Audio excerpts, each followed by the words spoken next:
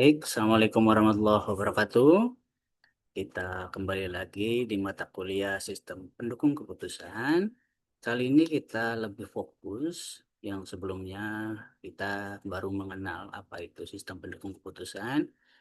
Kali ini kita lebih ke arah teknis, bahwasanya ada beberapa metode-metode atau algoritma-algoritma yang bisa kita gunakan dalam sistem pendukung keputusan.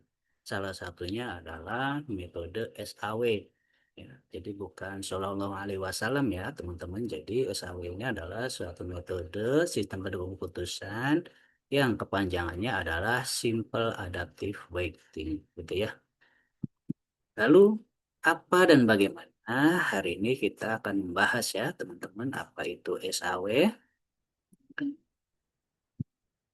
Bahwasanya SAW ini suatu metode multi attribute decision making atau kita lebih dikenal dengan MDAM yang digunakan untuk menentukan alternatif terbaik berdasarkan sejumlah kriteria.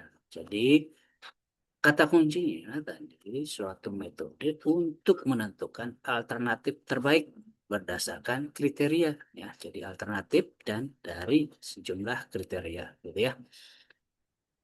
Kemudian apa sih tujuannya?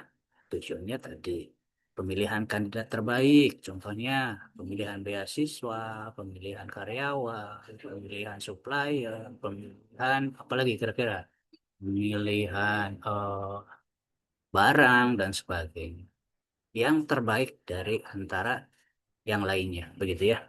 Kemudian yang kedua adalah menentukan prioritas. Jadi urutan gitu ya. Prioritas mana yang kiranya paling penting, penting dan cukup dan hampir sampai kriteria yang dirasa kurang penting gitu ya. Itu bisa dilakukan menggunakan SAO. Kemudian yang berikutnya adalah alternatif. Nah, di alternatif ini kita bisa meranking. Jadi kita akan menghitung hasilnya, contohnya beasiswa. Ya. Alternatif nomor satu rankingnya akan mendapatkan itu bagaimana caranya itu bisa menggunakan SAW. Kemudian yang terakhir adalah pengambilan keputusan berbasis multi kriteria. Nah, jadi di sini ada kata multi kriteria berarti lebih dari satu ya teman-teman. Tidak boleh menggunakan SPK hanya satu kriteria begitu ya. Kalau SAW adalah multi kriteria. Begitu. Selanjutnya, teman-teman, SAW ini ada istilah ACWX gitu ya. Yaitu di mana A-nya adalah alternatif, itu adalah objek yang dinilai, kemudian C-nya adalah kriteria, aspek yang dinilai, begitu ya. Kemudian W-nya adalah bobot atau weight gitu ya, tingkat kepentingan dari kriteria. Kemudian X-nya adalah matriks keputusan, di mana adalah nilai setiap alternatif. Ya. Jadi ACWF ini adalah sebuah 4 poin penting dalam penyelesaian metode SAW. Ini sangat penting, teman-teman perlu dipahami betul apa itu alternatif, apa itu kriteria, apa itu bobot, dan apa itu matriks, begitu.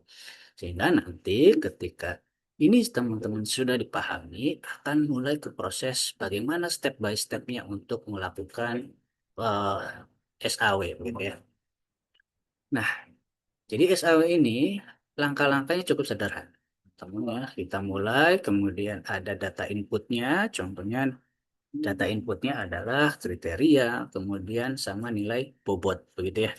Setelah itu baru kita proses menggunakan SAW, di mana prosesnya itu ada pertama normalisasi data kriteria, begitu ya. Kemudian proses pembobotan, dan yang terakhir adalah outputnya suatu perankingan dari sebuah metode SAW. Ya. Kemudian selesai, sederhana sekali, di mana ada input, proses, dan output. Inputnya adalah kriteria dan bobot, begitu ya.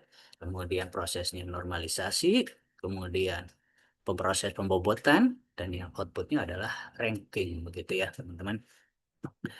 Lanjut. Jadi contohnya di sini pertama adalah langkahnya menentukan alternatif dan kriteria.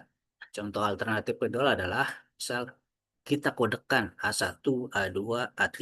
Contoh alternatif itu adalah data gitu ya.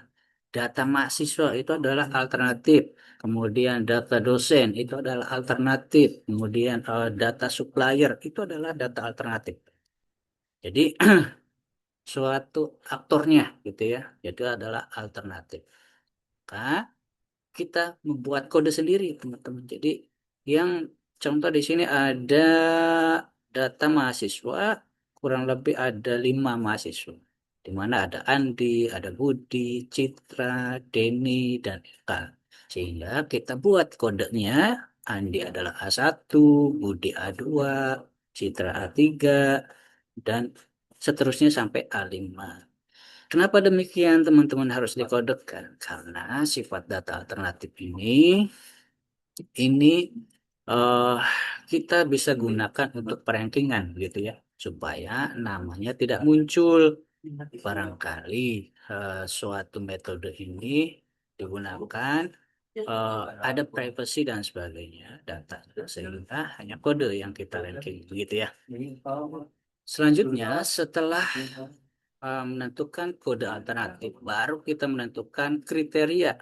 Jadi, C-nya, contoh, dalam pemilihan beasiswa, kriteria untuk mendapatkan beasiswa atau contoh sederhana persyaratan gitu ya, persyaratan untuk mendapatkan beasiswa yaitu pertama adalah IPK, kemudian penghasilan orang tua, kemudian contohnya jumlah tanggungan, kemudian prestasi gitu ya. Maka kita kodekan IPK adalah C1, penghasilan adalah C2, kemudian tanggungan adalah C3, kemudian prestasi adalah C4.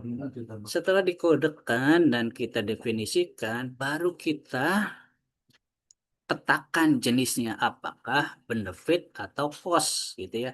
Kalau benefit artinya semakin tinggi maka semakin baik begitu ya. Contohnya IPK itu kan nilai tertinggi adalah 4, nilai terendah adalah 0. Berarti kalau IPK-nya 4 itu kan semakin bagus begitu ya.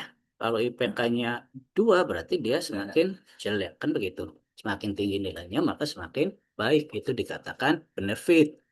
Nah, berbeda kalau contohnya penghasilan orang tua, karena kita pemilihan beasiswa, jadi diperuntukkan mahasiswa yang kurang mampu, maka penghasilan orang tua yang paling rendah dikatakan adalah semakin baik. Maka tipenya adalah kos, teman-teman. Jadi kebalikannya, kalau tadi adalah nilai semakin tinggi, semakin baik adalah benefit, kalau kos semakin kecil maka semakin baik begitu ya. Jadi sehingga tipekan gitu ya kriteria mana yang benefit, mana yang cost karena nanti akan berbeda proses perhitungannya. Kurang lebih begitu ya, teman-teman. Lanjut setelah kriteria baru kita menentukan bobot masing-masing kriteria. Bobot dalam SAW itu kalau kita jumlahkan nilainya adalah 1 ya. Sehingga ketika teman-teman ada 4 bobot gitu atau 4 kriteria, maka silakan atur bobotnya sampai jumlahnya 1. Contohnya di sini IPK bobotnya adalah 0,4 karena sebagai faktor utama gitu ya. Yang paling penting gitu ya. Penghasilan misalnya 0,25, kemudian jumlah tanggungan 0,2, kemudian prestasi 0,15. Lalu kita jumlah adalah 1 begitu ya. Kalau di persentase adalah 100% begitu ya. Tapi kalau dalam SAW nilai total itu harus 1, nggak boleh 1,1, nggak boleh 1,2, apalagi 4 tuh gitu ya, tidak boleh. Kenapa? Karena ini akan mempengaruhi algoritma atau persamaan SKW itu sendiri, gitu ya. Lanjut, yang ketiga membuat matriks keputusan. Jadi kita buat matriksnya begitu ya. Contoh matriks itu jadi data alternatif, kemudian data IPK-nya, kemudian data penghasilan, kemudian data tanggungan, data prestasi. Datanya kita masukkan ke dalam tabel itu ya. Jadi matriks keputusan itu. Baru setelah itu kita proses teman-teman ya, yaitu pertama normalisasi matriks, rumusnya ini ya, agak cacing-cacing rumusnya memang. Jadi, tapi sederhananya teman-teman ini akan mudah dibacanya. RIJ itu adalah sama dengan XIJ kemudian dibagi max IJ. Artinya apa teman-teman? Jadi nilai dari kriteria dibagi nilai maksimum dari kriteria begitu ya. Kalau semakin besar, semakin baik gitu atau benefit. Tapi kalau cost maka berbeda. Nilai minimum dari kriteria dibagi nilai kriteria itu sendiri. Ya, jadi kenapa tadi dibedakan benefit atau cost didefinisikan? Karena nanti rumusnya akan berbeda teman-teman. Oleh karena itu, normalisasi wujudnya atau tampilannya atau interface-nya yaitu nilai dari perhitungan benefit atau cost yang nilai itu sendiri ya. Dari contohnya tadi, ternyata A1 yang awalnya datanya itu adalah 3,8 ketika dilakukan perhitungan maka hasilnya 0,97 dan seterusnya. Gitu ya. Lanjut kelima yaitu perhitungan nilai preferensi. Nah, dihitung ya, dihitung. Bagaimana sih rumusnya? Sederhana sebetulnya teman-teman. Kalau lihat persamaan simbol-simbol matematik ini sangat menyebalkan begitu ya. Tapi secara logika itu sangat mudah kita hitung. Perhitungannya kayak anak SD teman-teman ya. Jadi cukup nilai hasil normalisasi tadi dikalikan bobot begitu ya yang di sini ada sigma dalam kurung W J kali R I J itu kalau kita hitung ya sangat mudah begitu implementasi cuma perkalian saja begitu ya nilai hasil normalisasi dikali bobotnya begitu ya contohnya tadi C1 dikali 0,4 C2 dikali 0,2 dan seterusnya baru hasilnya kita tampilkan dalam bentuk tabel baru kita jumlahkan begitu ya sehingga mendapatkan nilai preferensi ya. Jadi hasil dari perhitungan itu kita jumlahkan tambah-tambahkan gitu ya kriteria satu tambah kriteria dua tambah dan seterusnya jadi mendapatkan nilai preferensi. Nah, nilai preferensi inilah yang nanti akan digunakan untuk perankingan karena output terakhirnya adalah perankingan gitu ya. Nilai yang paling besar mendapatkan ranking satu, nilai paling rendah adalah nilai yang ranking yang paling ujung kecil begitu ya. Sehingga nanti teman-teman bisa kasih keterangan ranking satu sampai ranking berapa dikatakan sangat layak atau bagaimana begitu ya. Contohnya di sini ranking satu alternatif 4 gitu ya. Eh, Keterangannya adalah sangat layak. Kemudian nilai preferensinya 0,86. Kemudian A2 nilai preferensinya 0,8, keterangannya adalah layak. Dan seterusnya sampai mendapatkan keterangan yang paling kecil. Contohnya misal kurang prioritas. Nah, keterangan-keterangan ini teman-teman bisa definisikan sendiri, gitu ya. Artinya, teman-teman buatlah skalanya gitu ya.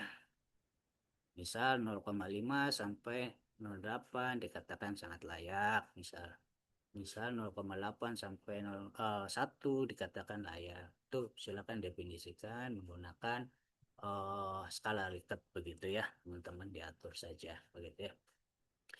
Setelah ini adalah selamat teman-teman sudah memahami dan bisa menghitung proses algoritma SAW. Tepuk tangan. Terima kasih banyak. Luar biasa. Terima kasih banyak teman-teman. Kurang lebihnya tentunya mohon maaf.